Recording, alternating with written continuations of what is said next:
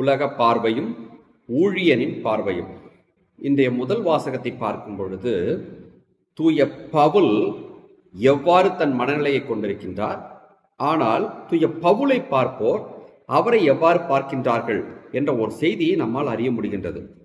தூய பவுலை பார்ப்போரெல்லாம் அவர் படுகின்ற துன்பங்களை பார்க்கின்றார்கள், அவமானங்களை பார்க்கின்றார்கள்.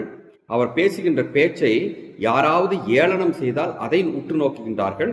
இப்படி உலகம் அவரை பற்றி பார்க்கின்ற பார்வையே வேறு விதமானதாக இருக்கின்றது. அதாவது முழுக்க முழுக்க எதிர்மறையானதாக இருக்கின்றது. ஆனால் பவுல் இந்த நிகழ்ச்சிகளை எல்லாம் எப்படி பார்க்கின்றார் தெரியுமா? அப்படி எதிர்மறையான எண்ணத்தோடு பார்க்கவே இல்லை. அதற்கு மாறாக நேர்மறையான எண்ணத்தோடு அந்த எதிர்மறையான நிகழ்ச்சிகளை எல்லாம் எடுத்துக்கொள்கின்றார். இவ்வளவு துன்பங்களை பற்றியும் அவமானங்களை பற்றியும் எதிர்ப்புகளை பற்றியும் நீங்கள் பேசினாலும் கூட நான் அவற்றை அவ்வாறு எடுத்துக்கொள்வதே இல்லை. மாறாக அதிலிருந்து நான் எவ்வாறு நேர்மறையான வாழ்க்கையை நடத்த முடியும் என்பதை யோசிக்கின்றார்.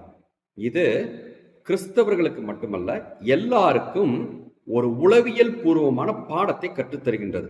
பல நேரங்களில் உலகமே நமக்கு எதிராக சூழ்ந்து நின்று எதிர்மறையான கருத்துக்களை கூறிக்கொண்டிருந்தாலும் கூட நம்மிடம் நேர்மறையான எண்ணம் நம்மை பற்றியும் சில நிகழ்ச்சிகளை பற்றியும் இருந்துவிட்டால் எதை பற்றியும் கவலையப்பட தேவையில்லை.